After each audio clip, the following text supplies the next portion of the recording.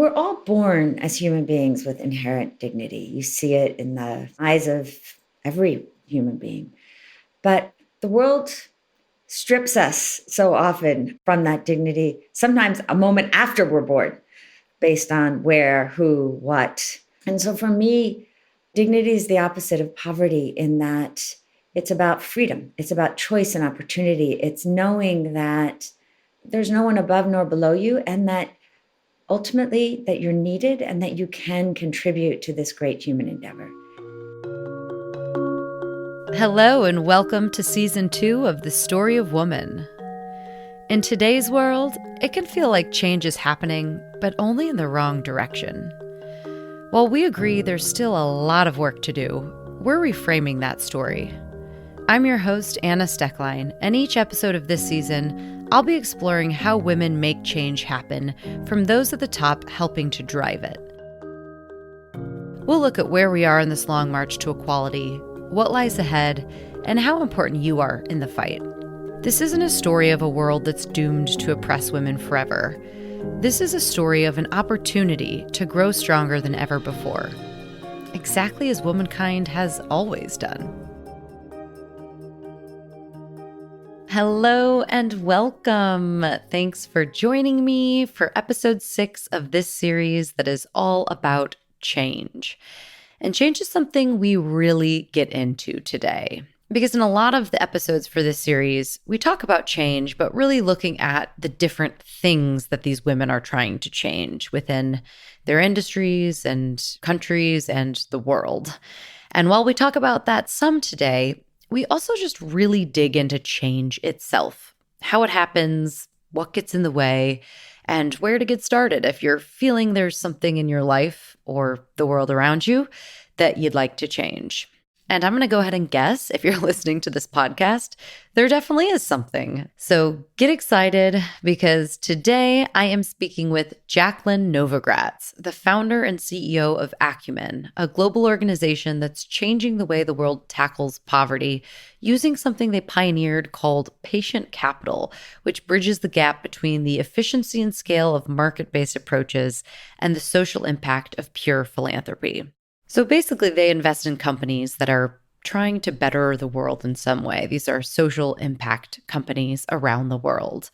And because that type of work usually takes a little bit longer to see the fruits of the labor, and there's a different metric of success, it's not about fast profits over everything. It's about being patient and putting people and the planet as the main metric of success, which is very different than traditional venture capital. And even though money and profit aren't the center metric of their success, they've created this new model where obviously they still make plenty of money and have profits because they've continued building the company and expanding their impact, which has now reached hundreds of millions of people around the world.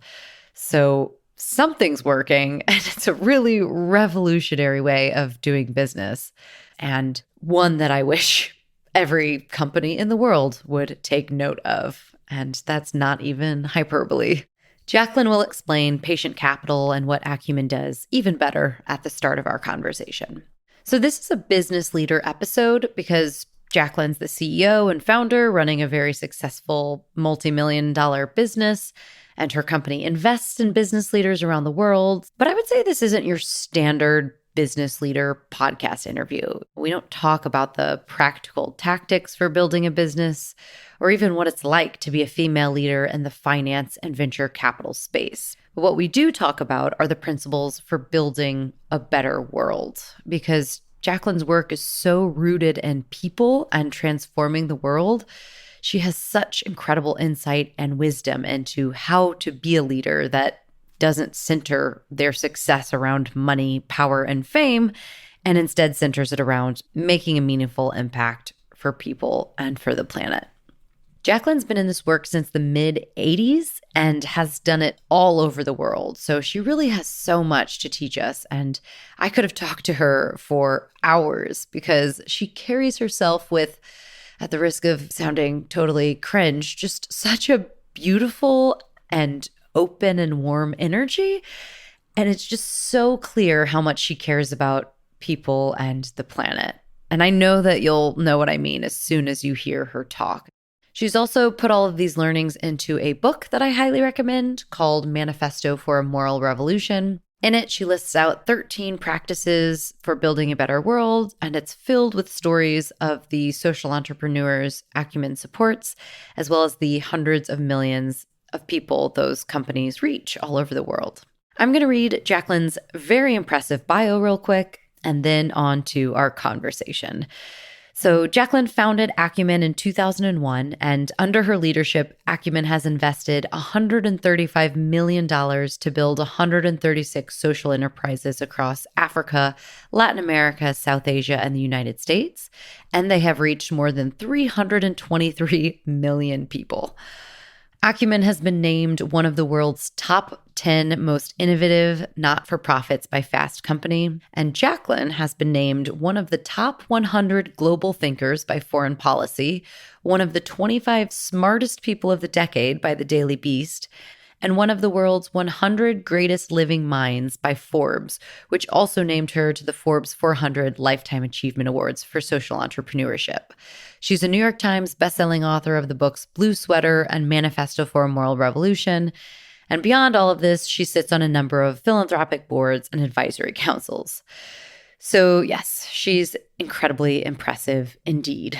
Yet, again, as you'll hear, just unbelievably humble and down to earth. It's just such a beautiful combination that you don't often see in people, let alone business leaders who run venture capital funds.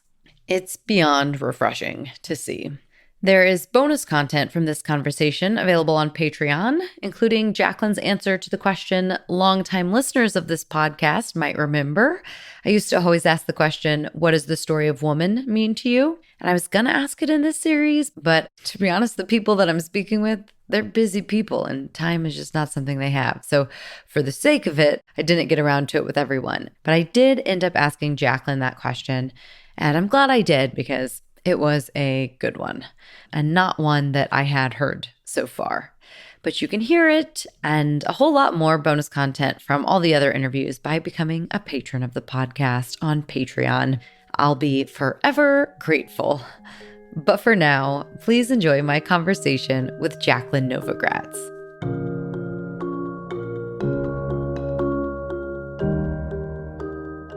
Hello, Jacqueline. Welcome. Thank you so much for being here today. Thanks, Anna. I'm so happy to be here. Yes, we have lots of wonderful, wonderful things to talk about today. And I feel like you are uniquely positioned to talk about the topic that this series is covering, which is all about change and change makers, looking at what it takes to change the world as a society and as individuals. So Acumen, the company that you started 22 years ago, is an incredibly important change-making organization because it enables people to become change makers themselves.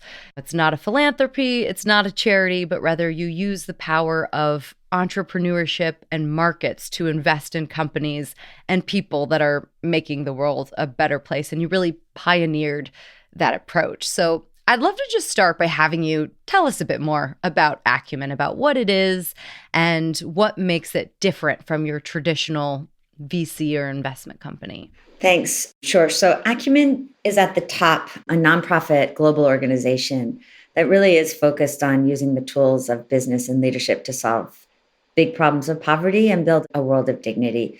We essentially do three things. We invest in ventures in two ways, with philanthropic-backed, what we call pioneering capital in for-profit companies that are at the start of trying to create real shifts, bring energy, healthcare, agriculture, education to the poor.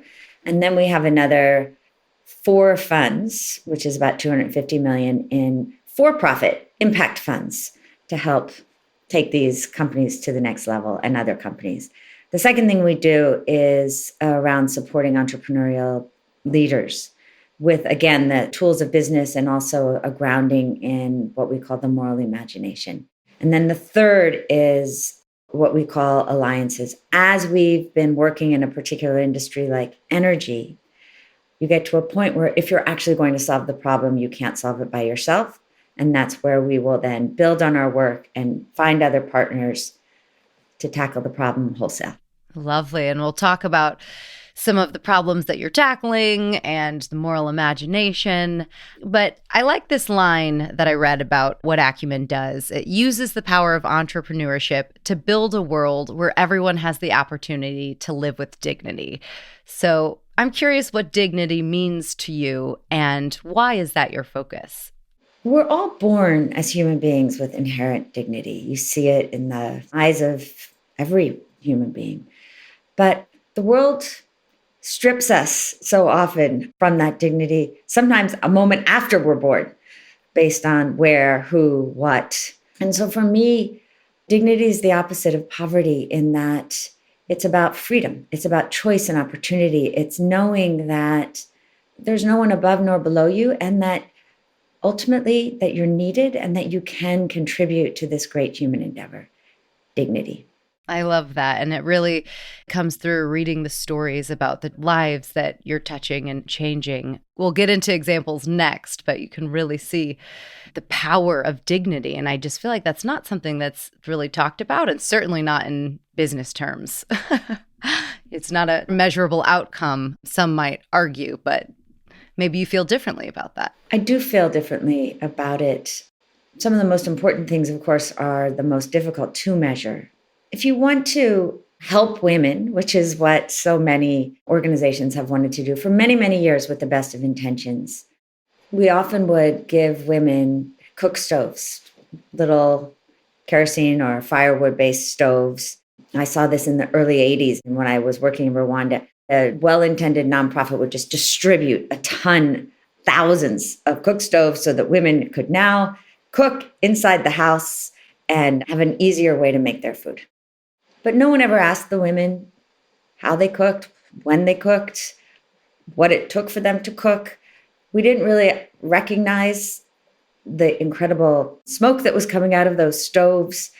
And often the stoves were poorly designed in terms of what the women actually needed, and they would just be thrown out or used for other purposes. That's not dignity. That's charity in a way that sees low-income people as passive recipients waiting for a handout. Dignity is designing a stove that reduces the smoke, that is beautiful and a woman can be proud of, that is affordable, so that ultimately she's spending less time either collecting firewood or less money buying charcoal. She's saving money. She and her children are healthier. They're going to school. And she therefore has more agency, more ability to participate. You can measure a lot of that. Yeah, and you do. You have technology now, right? Where you're getting all this qualitative data from people that are benefiting from the companies, yeah? We do. If we've helped build a company, we have the ability now to text 10,000 customers at a time, say they were buying a stove, and ask them a series of questions from which we can then deduce how are their life changing or not. And also, what do they like and not like about whatever product is being sold to them? And so it also creates a two-way street, but also reinforces one of our core values, which is listen to voices unheard. That if we are serious about solving problems of poverty, then the poor themselves need a voice in both designing and also telling us if we're on course or not. Absolutely. I think that is, I mean, it seems like a kind of obvious core value to have, but it's really not. You're pioneering that approach as well, of listening to the communities that you're serving and asking what they need instead of coming in and assuming you know best. We're so often taught in all of the elite schools that we are there to solve problems, and we want to solve problems as human beings. It's so driven by goodness. And yet there's a lot of I too often in the solving of those problems. And so we go into a community where we think people don't have education and may not know what's best for them. And there's some truth in terms of traditional education and not knowing what opportunities are out there. But imposing top-down solutions neither has ever worked, nor does it invite people into changing their own lives. And we all lose as a result of that. And that's the real shift that has to be made. But it means that we have to continue to be audacious in big goals that we have, but to hold that audacity with a sense of humility that the problems haven't been solved for a reason. And that we probably aren't individually going to be the ones to solve them. We need other people. Love that. Love that. So I'd love to hear about the people who are solving the problems. Can you tell us about the types of companies or anything you want to say broadly about what you look for? And then I would love to hear an example or two. Absolutely. So the way Acumen works is we'll meet an entrepreneur with a big idea and a company that she's starting to build. And we will invest this patient capital, take philanthropy and invest with the expectation that we're in for 10 to 15 years. So patient.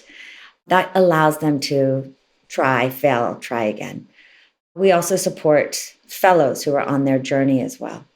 One of those fellows is a woman named Sarah Said Khurram in Pakistan. She is a woman doctor, and after her first child had postpartum depression because, like so many of her fellow women doctors, the expectation in her family was that she would stop working. 30% of all Pakistani women doctors don't work after marriage. Really to save herself, to save her life. She had the nurse at the clinic that she worked at just set up a little camera on her computer and thought, well, maybe I can at least contribute something if I could be in the office while I'm at home with my child. And that was the beginning of a company called Sehat Kahani. By taking that step, she had the insight that not only was Pakistan missing the huge opportunity of 30% of its most highly trained people in the medical profession, but that rural women across the country had so little access to healthcare, and rural women want to see a woman doctor. And so Sehat Kahani connects women doctors using telemedicine to rural clinics where a local practitioner is there with the patients, but then they will beam in doctors now all over the world. Because during the pandemic, we had a very quick period where Acumen made emergency grants for either just real human misery or real innovation. And Sarah saw an opportunity to take an app, make it free, get it out to everyone because people couldn't go to clinics. The government had shut the private clinics down. And to date, they have served more than 1 million women. The government has given her not only permission to put women from other countries on the platform, women doctors, but she now partners with government to bring telemedicine into the overall healthcare system of Pakistan. That's just one of the 1,300 fellows that are part of Acumen Academy. That is phenomenal. And you can start to see real quick how the number of people that you have impacted is in the hundreds of millions, because this is one of many. It's one of, 1,300 fellows and then 150 companies. An ambulance company that has brought 50 million people to hospital in India. An off-grid solar electricity company has brought 100 million people off-grid solar.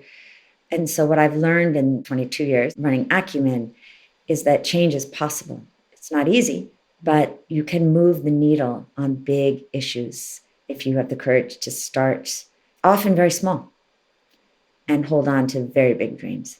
Amazing. And that is exactly what I would like to get into, is how you see change happening, because you've had this amazing perspective of so much change around the world in all these different industries. But first, I just want to mention one more company that I read about in your book, Manifesto for a Moral Revolution, which is a phenomenal book about practices to build a better world. And mine's Jacqueline for all the lessons that she's learned creating and running Acumen, and even all her work in the decades before that. It's really phenomenal. But I loved reading about Fool, is that how you pronounce it with the Yes. PH? Which I believe means flower in Hindi. So we're not talking about fools, but Fool collects flowers from Hindu temples in India that are brought there by millions of people every day. And before that, the flowers were being dumped in the Ganges, causing all kinds of harm, both to the river and to the people that would wade in this sacred river. And Fool found a way to turn these flowers into incense, which is used daily for cultural and religious practices. And what I really love about this story is it really exemplifies what I noticed is that the companies that you work with and these amazing change makers, they're not just solving one problem. It's like they're solving one problem and then they find ways to solve other big problems while they're solving that one problem they initially focused on. So with this company, it wasn't just about the environment and the health of the people in the river, but they then dedicated themselves to employing women from the manual scavenger caste, which, as you point out, is one of the most marginalized groups on earth. They employed these women to be the ones who turn the flowers into the incense, and is a company that is dedicated to paying them well, providing them with transport, health insurance, daily cups of tea, and even giving them a bottle of water, clean water to take home every day at the end of the day. And I mean, talk about dignity. You had quotes in the book from these women talking about how it was the first time anyone ever tried to teach them anything, the first time they were treated with respect, the first time some of them didn't have to sit on the ground. So that was just a really amazing story to read about, and I think really exemplifies, how so many of these companies are not just solving one problem, but multiple at once, and it's a really beautiful thing to see. It is. And Anna, this is where the moral imagination comes in. Because Ankit Ankarwal, the founder of Fool, would have had a much easier path just by collecting flowers from the temples and convincing the temple priests to give him the flowers rather than put them in the Ganges, as you said. But the commitment then to hire women only from the scavenger caste. These women previously carried human waste in baskets on their heads. That was their job. It was very hard for him to break that status quo. The first factory that they rented ended up throwing them out, destroying their equipment. Then Ankit could only find another factory that was somewhat far away from where the women lived. And then that's when he hired a bus. But then he had to convince a bus driver to work with these women. And so it's a determination to build not just inclusion, which is so important, but inclusion in a way that really does hold up dignity and takes a lot of risk often. We have a fellow in Pakistan. She's created sort of a glam squad where she works with low-income women to go into the homes of higher income women to do their hair and nails and other beauty services. A number of those women are from the Christian religion, which is in a similar way seen as very, you could almost say low caste, where Christian women are not expected to sit on furniture in a Muslim household, et cetera, by some people, obviously not by all people, but really breaking taboos and using the tools of business to provide women with the confidence, the economic freedom. Over time, they actually see, and I just had a great conversation with many of these women, that they have things that the women in whose households they operate do not have. I think that's when we start to see each other more fully as a human race. It's beautiful. And I want to go back to what you were saying just before these examples, as much as I could just keep going on talking about the specific stories. You'll have to read the book to learn about more of the stories. You started talking about change and how change often starts small. So I'd love to have you expand on that and kind of share how you see change that is lasting and systemic happening. You know, how do you think about how that process works, what that looks like? So Gandhi famously said, first they ignore you, then they laugh at you, then they fight you, then you win. And in the lives of social entrepreneurs, and I put myself in that category, That's a pretty fair assessment of how change happens. First, the kind of innovative change that I'm most interested in that fully disrupts systems and puts our humanity, including the poor, at the center, not just profit and the individual, starts at the edges. And I would put Acumen in that category. When I started Acumen, the idea that you could take philanthropy and invest in for-profit companies for 10 to 15 years to change the status quo and build solutions to poverty was seen as naive. I could find a lot of less kind words and not taken seriously whatsoever. And at the beginning, everyone just thought it would fail. And then we got to a point where people did call me terrible things in a way that was tantamount to laughing. And then there was a point of not just fighting, but competing. This was the exciting piece. Was then suddenly I started to see all around us new impact funds springing up all over the place. And now, of course, it's taken for granted that we need different kinds of capital to solve our problems. And impact investing is a major part of that. The most compelling example that I've seen in ways that have fundamentally shifted the way I think about change is in electricity, in the off-grid solar sector. In 2007, 1.5 billion people had no access to electricity. 1.5 billion. Two guys came into our office, Ned Tozen and Sam Goldman, and they had a $30 solar light and this big dream that they were going to eradicate kerosene, which is what most people count on for their electricity. And they didn't really know what they were doing, but they were willing to try. And what they had again was that character, that deep listening and moral imagination that they saw the poor as customers. For 6 or 7 years, Anna, they failed. And they would try one thing, and we did not understand that they were fundamentally creating a new industry that had never existed, where there was no infrastructure, there were no distribution systems. The people they were reaching made $1, $2, $3 per day, so very little income. There was no financing. What existed in abundance was corruption, bureaucracy, and a status quo that had it in their interest, the kerosene mafias and the diesel mafias, not to let solar electricity succeed. And so I learned a lot about sabotage as well. Over time, however, low-income people themselves saw the power of this, that if you could buy this light, you would never have to buy kerosene again, and it would be clean and affordable, and then you could buy more products on top of that. We learned that a new industry was being built, and so we started to invest not only in the solar production, but also distribution companies and financing companies, about 40. Those 40 companies have now brought clean light and electricity to 230 million low-income people. And that represents about 30% of all people with off-grid solar light and electricity on the planet. It also shows you that we as a world could actually bring electricity to every household. And that is what I'm really focused on now. And Acumen is, how do we do that in a way that doesn't leave the 200 plus million people who are the most vulnerable behind?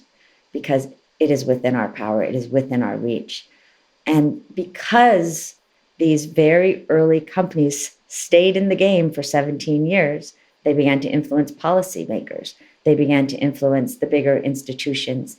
And now the world is ready, I believe, to take on this big challenge. And I want us to really internalize that we are capable of doing really hard things. And it often starts with two guys coming out of school and a $30 light.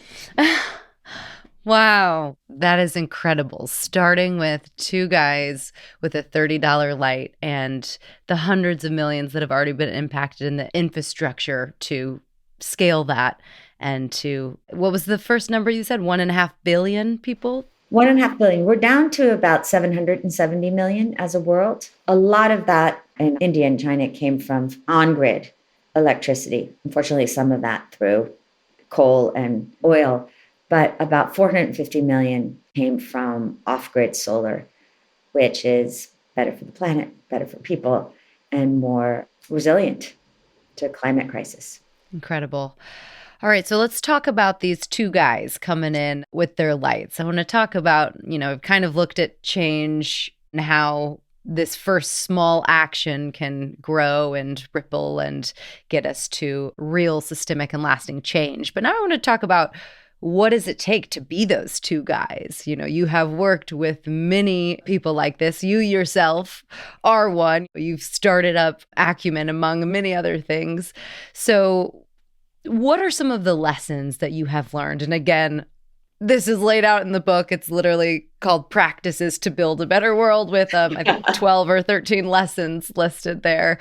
And we can't get into all of them today. But what are some of the lessons that you've learned? Well, first, just the courage to start. All of us, think about all of the conversations that we're having around the world. We're conscious of all the problems that we have.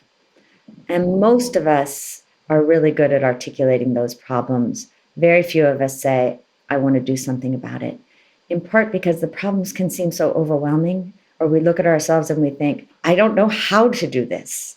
What differentiates social entrepreneurs from everybody else is that they love the word impossible and they have the courage to just start.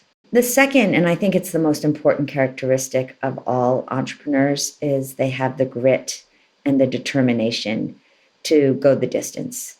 Inevitably, they will have failures along the way. This work is really hard, and yet they have the courage to fall, fail, and get up and do it again. We often say, if you aren't willing to fail, you will not succeed, period.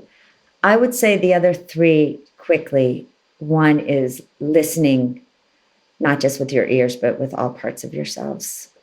It sometimes feels in this moment of history that no one's listening to each other. And if we really listen to another, particularly across lines of difference, they'll often tell you what they need. And our best entrepreneurs are incredible listeners. And then finally, I've mentioned this phrase before, but they have the moral imagination. They might be driven by empathy.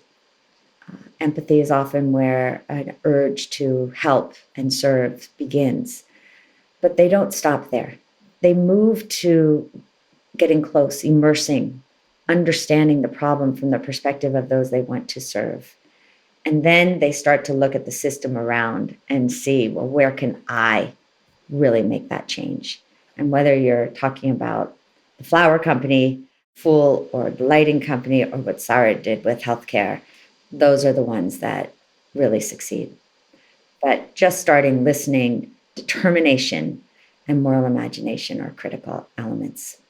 Amazing. I like this quote from your book about just starting. You wrote, while there are skills to gain and character traits to develop, there is only one way to begin.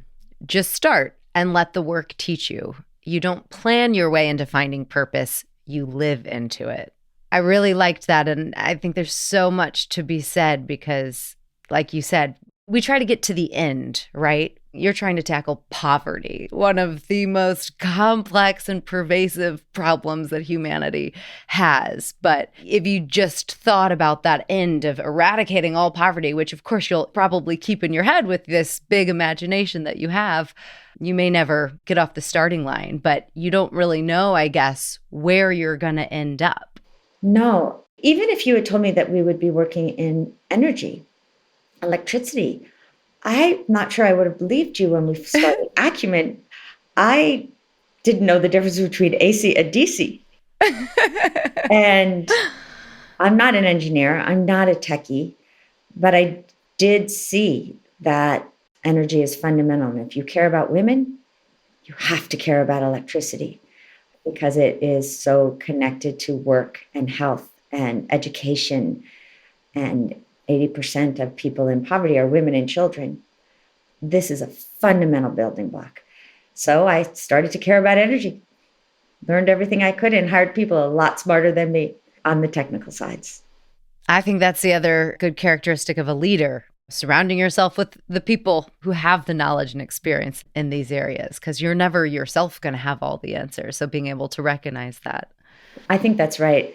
This idea that there's the one super person is such a misguided one, that the real change makers are self-aware enough to recognize what their own superpowers are, but also where they are not strong, and partner with those people and sometimes organizations that have the strength that they do not have, because we can't solve these things by ourselves.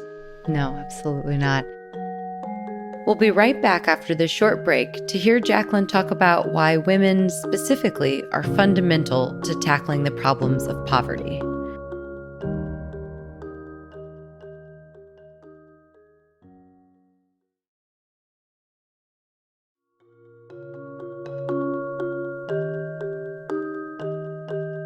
So you mentioned women there again with the electricity, and I want to talk about women for a second and how you see women as integral to solving the problems of poverty and some of these problems that you're trying to tackle.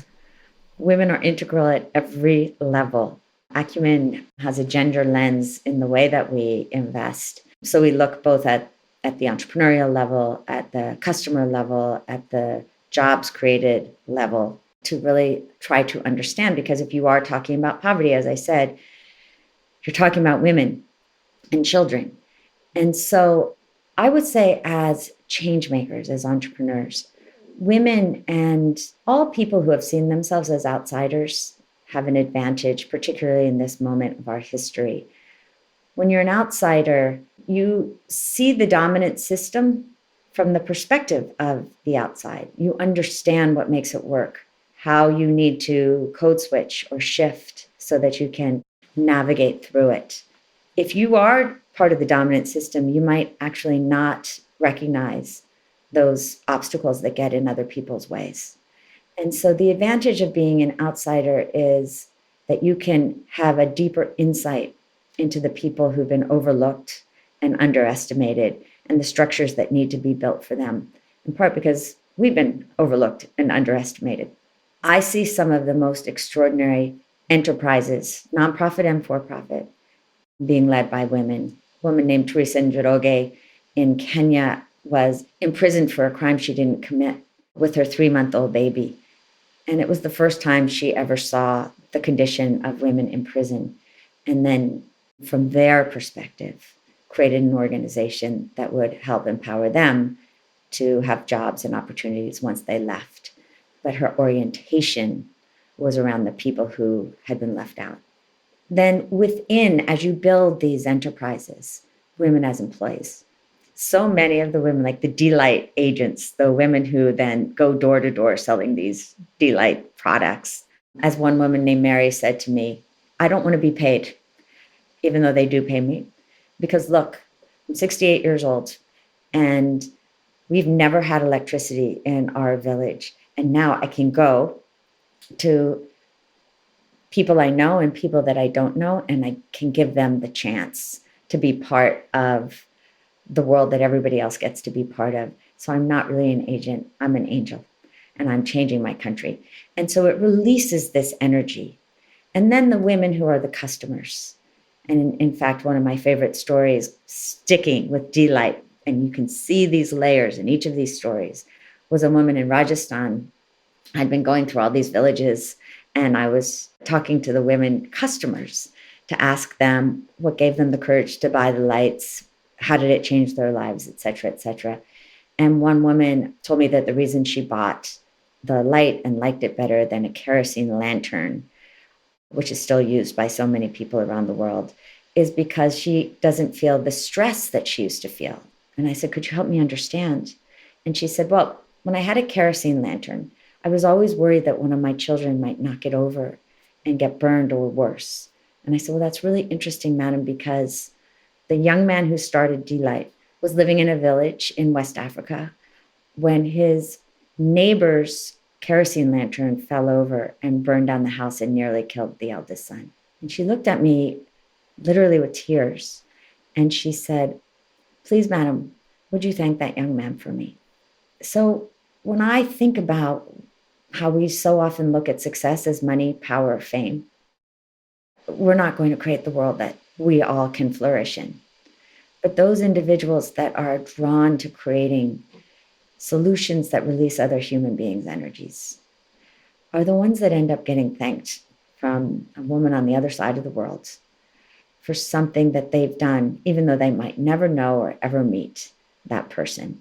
That is how I see women interacting at every level of change. Wow, all of the goosebumps. I've got all of the goosebumps hearing that story. That's incredible. And speaking of incredible women interacting with change, I want to talk for a minute about you. While we sadly don't have time for your full story and how you arrived to this point, I do think that it's really important for people to understand that people like yourself don't just magically arrive to where they are one day. There's a whole long journey that takes place, presumably with a lot of blood, sweat, and tears. Can you tell us a little bit about how you arrived to where you are today? What has that journey been like? A lot of failures, as you said. I always wanted to change the world as a kid, and yet also came from a family where when I got a job offer to go into banking, I took it when I first got out. But early in my career as a banker in Latin America, I saw how the poor were excluded from the banks and thought there has to be a better way. That took me on a circuitous journey to Rwanda, where I was still very young, 25, when I helped a small group of Rwandan women start the first microfinance bank in the country. That was hard, and I was very underestimated. But what I learned is that a small group of people really could change history. And detriment, the name of that bank, still exists today, which is something I'm very, very proud of. 35 years old. But then a few years later, the genocide happened in Rwanda, and many of my friends were killed. The co-founders of detriment ended up playing every role of the genocide, from being killed to being bystanders to being a major perpetrator, planner of the genocide. That was the moment, Anna, where I had to really look deep at what it means to be human. And in a way, move away from the binary that I had been raised with, that there are good people and bad people, rich, poor, all of these false binaries. Suddenly, in one particular moment of my life, looking at a woman who was part of planning a genocide, I realized that monsters and angels exist in every one of us, that they are the broken parts of ourselves, the insecurities, and that it's really easy in times of crisis like the time we are in now for demagogic leaders to prey on those insecurities and make us do terrible things. I also realized that the charity versus investment approach was equally a false binary, based on equally overly simplistic views of human nature. And that led to the birth of Acumen.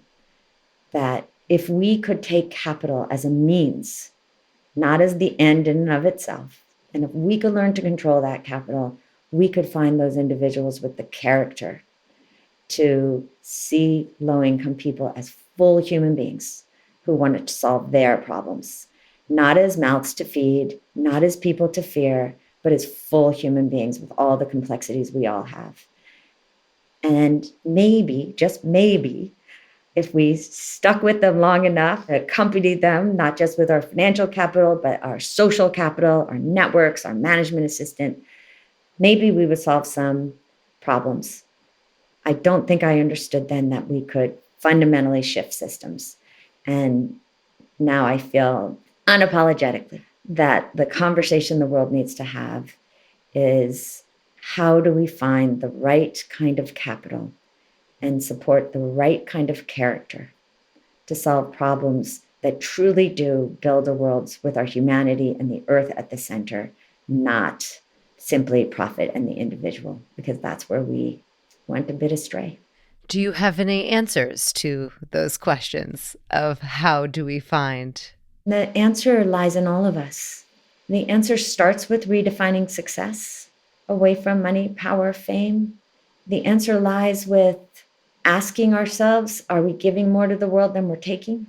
The answer lies in every one of us thinking about what we can do to contribute to build a different kind of world.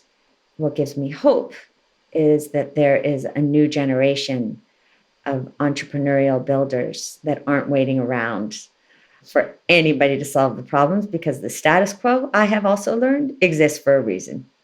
it does not want to change. And so it goes back to your really great question about where change happens.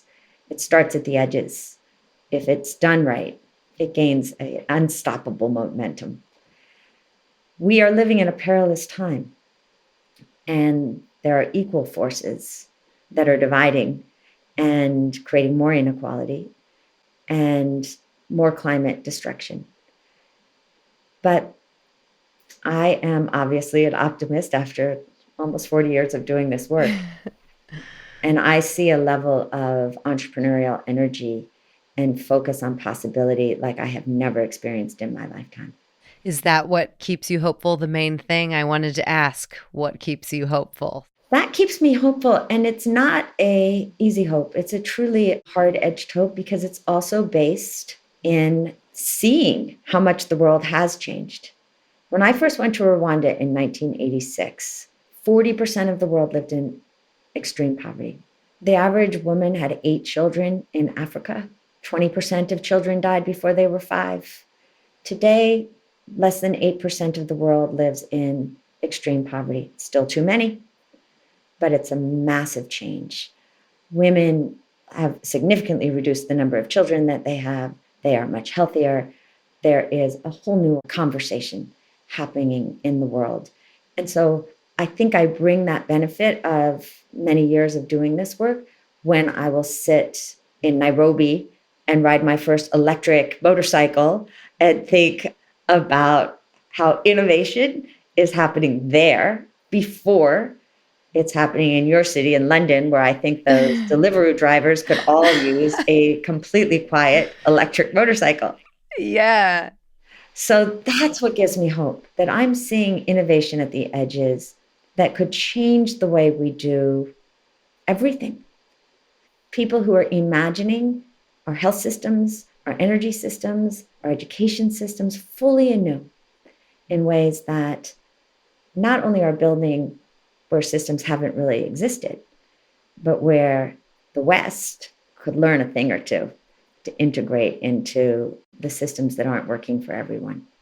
Definitely the West could learn a thing or two. And I like how you took us back a few decades back through some statistics, painted a little bit of what reality was like back then. Because while I don't ever think we should ever say, yeah, we're happy now because it's better than it was, I think it's really important to understand, zoom out as far as we can, and to see the whole picture of how much progress we have made so that we can celebrate the people, the change makers that have come before us and have gotten us to this point and carry the work on. I completely agree with you. And also to acknowledge the shoulders on which we stand. A lot of work has been done. And now it is to each of us to stand on those shoulders and dream of things that might be so big we don't solve them in our lifetime. But what better way to live a life of meaning than to take on those kinds of big problems? I loved that quote in your book, or where you talked about standing on the shoulders of those who came before us. And it's a beautiful sentiment. Something else that you've hit on, but I just want to ask you directly. You call for a moral revolution in your book. I mean, it's called Manifesto for a Moral Revolution, and you've hit on the different points of that. But just to ask you directly, can you tell us what is a moral revolution? And is there anything you can say about how we might be able to take part? Sure. So first, I would say that when people hear the phrase moral revolution, it can easily go to feeling that it comes from a place of righteousness or ideology, when in fact, this is not moral, like a set of texts being passed down from on high. The moral of the revolution is that the growing acknowledgement, not just generationally, but through science, that we are fully interconnected and I dare say interdependent, not only on all human beings, but on all living things. Every plant shares DNA in their cells with us. And so the moral revolution starts from a place that puts not the individual and profit at the center of all of our systems, but recognizes that interdependence and thus insists on our shared humanity and the sustainability of the earth there. That requires a different set of principles than maximize profit, and it will be good for everyone. Or protect your borders, and it will be good for us. We have to move away from a worldview and a way of leading based on I win if you lose, I'm right if you're wrong, but rather to acknowledge that interdependence and move from a new set of tenets that recognizes what South Africans say, Ubuntu, I am because you are, where we can learn from Hinduism, Namaste, the God in me sees the God in you. If we shifted that orientation to build our companies, our organizations, our schools, from a perspective that each of us has the opportunity to be part of a revolution that isn't screaming in the streets, although sometimes you need to do that, but is more an orientation that comes from the inside out, the world could be a very different place. The joy of my life is I work with a growing community of builders who aren't here to be cynical or to complain, but to focus on creating those solutions that do include people who've been overlooked and underestimated, and do so in a way that also acknowledges that we have to protect the earth. So that's really what I see as the moral revolution, a new set of skills, having hard conversations across lines of difference, seeing identity not as a weapon or a way of dividing ourselves, but rather recognizing that we all have multiple identities within, and it's an incredible tool. I like you at the head of this revolution.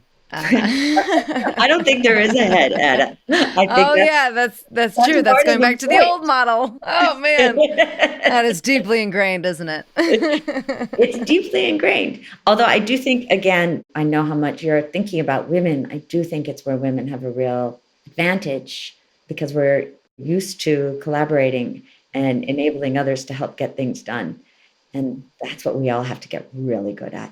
So, for the women and people and everyone listening who want to be a part of this moral revolution, and again, we've kind of been talking about this a little bit already, but I want to ask directly because I do feel like now more than ever, people are realizing, especially with the pandemic, we're given all this time to think, and we're realizing that these traditional measures of success just aren't as satisfying as we thought that they were going to be. And people are wanting to find their purpose, but can have a hard time figuring out what that purpose is, and an even harder time deciding to give up a perhaps comfortable and secure job in order to pursue it. And I know we said at the beginning or towards the beginning about just starting, but I'm wondering what you would say to anyone who wants to just start, but can't even really think about, well, where? Just start how? Any other words of wisdom that you could share on that front? It's such a great time to ask me because literally yesterday I had a 24-year-old in my office in a panic. And so, as we said, just start. That purpose doesn't come to someone sitting at the starting blocks wondering what their purpose is. The first move is to look around and see what interests you. Is there a problem? It might be trash on the street. A lot of young people I know who are really interested in trash have started to create collectives where they'll go and pick trash up as a community. That's a great place to start. Once you take that first step, let the work teach you, as you said before. What am I learning? Inevitably, you end up learning not only about your effectiveness or your lack of effectiveness, but how the system works and where you might fit into the system. So you take a step, it tells you where to take the next step, and so on and so forth. Before you know it, you have a path. And that path ultimately leads you to purpose. The guy who I was talking about before with cook stoves is named Peter Scott, and he was literally a tree hugger. He went to what's now known as the Congo, and he literally tied himself to trees as his approach. That is a literal tree hugger, yes. He was literally a tree hugger with a chain and the tree. And then he realized that he wasn't going to save a lot of trees that way. And ultimately, he started a cook stove company. Then he built a manufacturing plant in Kenya, the biggest one on the continent now for cook stoves. Then the carbon markets started to look for opportunities to reduce carbon. As I said before, cook stoves take a lot of wood and are one of the number one reasons for deforestation across the African continent. And so there's enormous revenue available through the carbon markets. And Peter is now just growing and reaching so many people.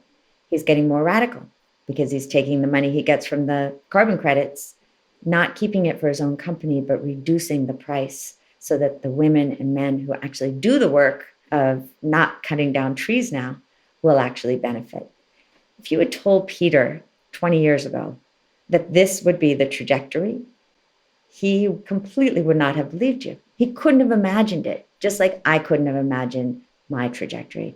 He had the courage to tie himself to a tree as his first act and learn. Let's start.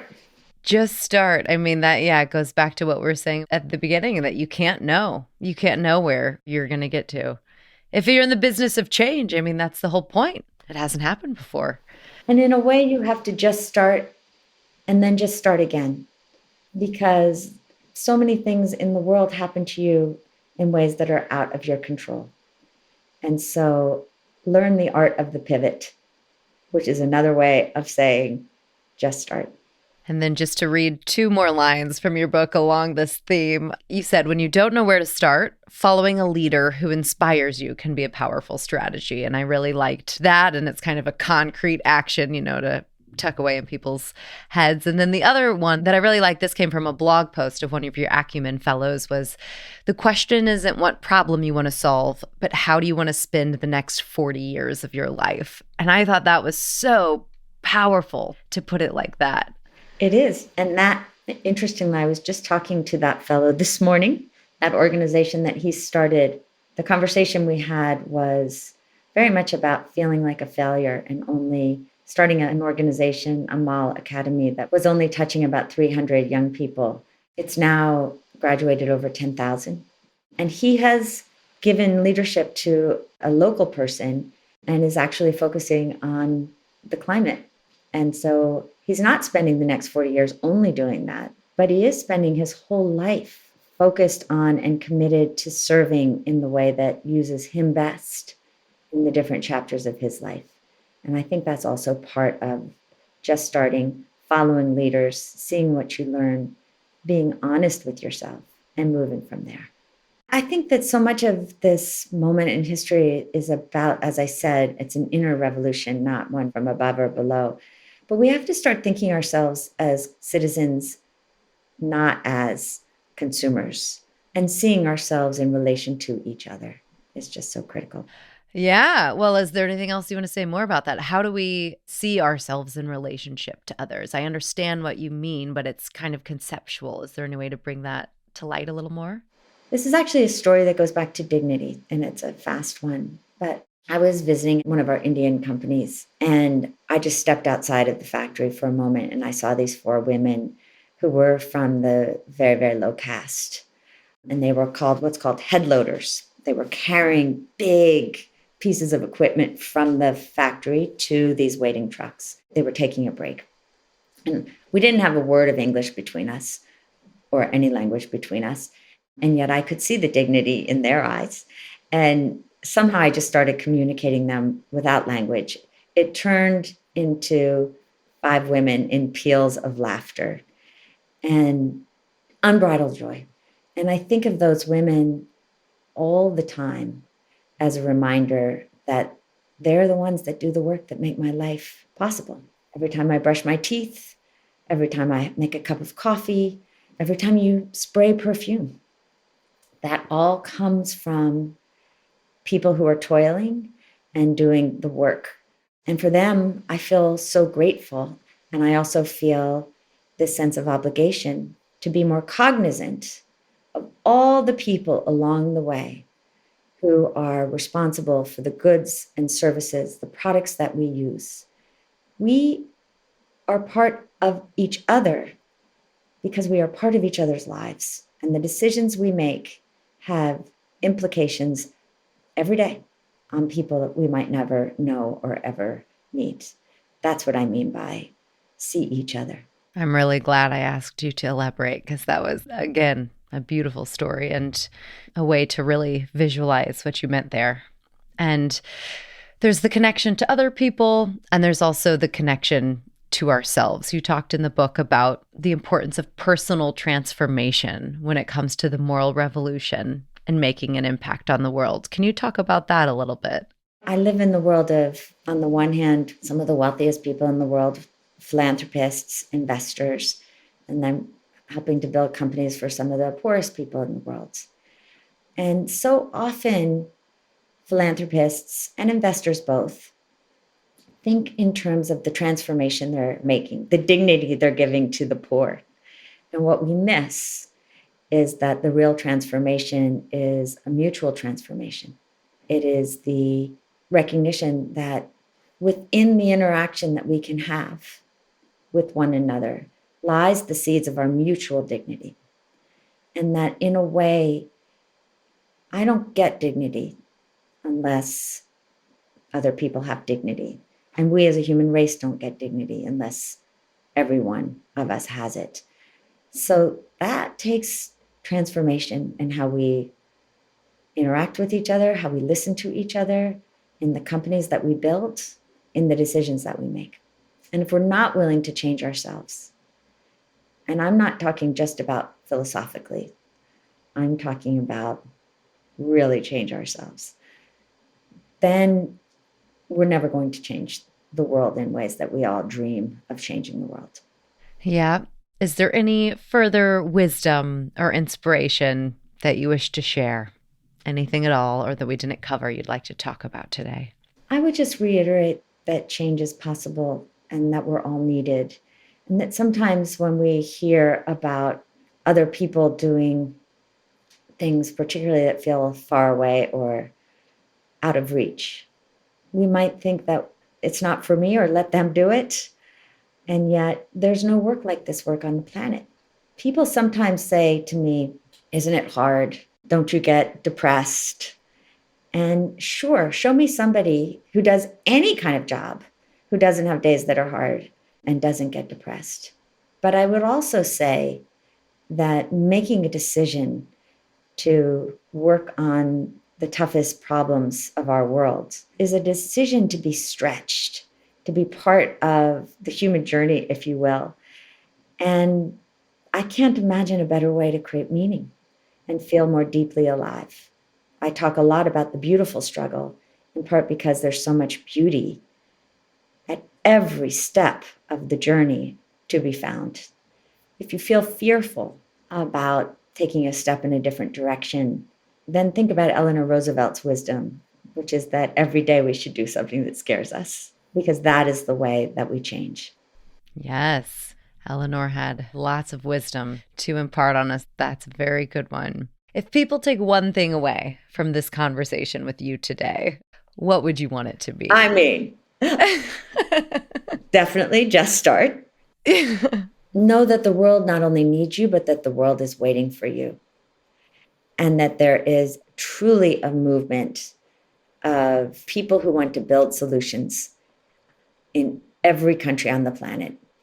I have been to more corners of more villages and more slums, and I have never been in a place that doesn't have individuals who want to live from their own agency and make life better for others. Find those people. Be inspired by those people. Most important, be those people. Wonderful. What a great note to end on. Thank you, Jacqueline, so much for participating. This was educational and inspiring in equal measure. It's such a pleasure to get to speak with you. Thank you so much, Anna. Thank you for the work you're doing. Thank you for this really beautiful podcast. I so appreciate it and wish you all the best of luck. Thank you so much. Thanks for listening. If you enjoyed this episode and think that we need more of women's stories in the world, be sure to share with a friend. And subscribe, rate, and review on Apple, Spotify, or wherever you listen to help us beat those pesky algorithms.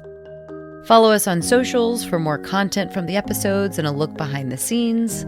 And for access to bonus content and ad-free listening, consider becoming a patron of the podcast. This is the best way to help me continue to put out more and better episodes. or you can buy me a metaphorical coffee. All of this goes directly into production costs.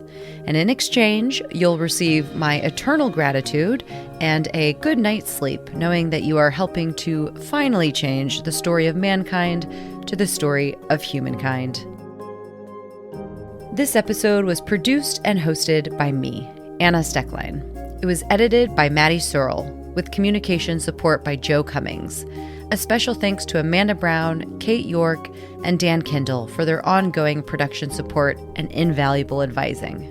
Tune in to the next episode of The Story of Woman, where I speak with Carly Zakin and Danielle Weisberg, co-founders and co-CEOs of The Skim, a digital media company dedicated to succinctly giving women the information they need to make confident decisions. How are women doing?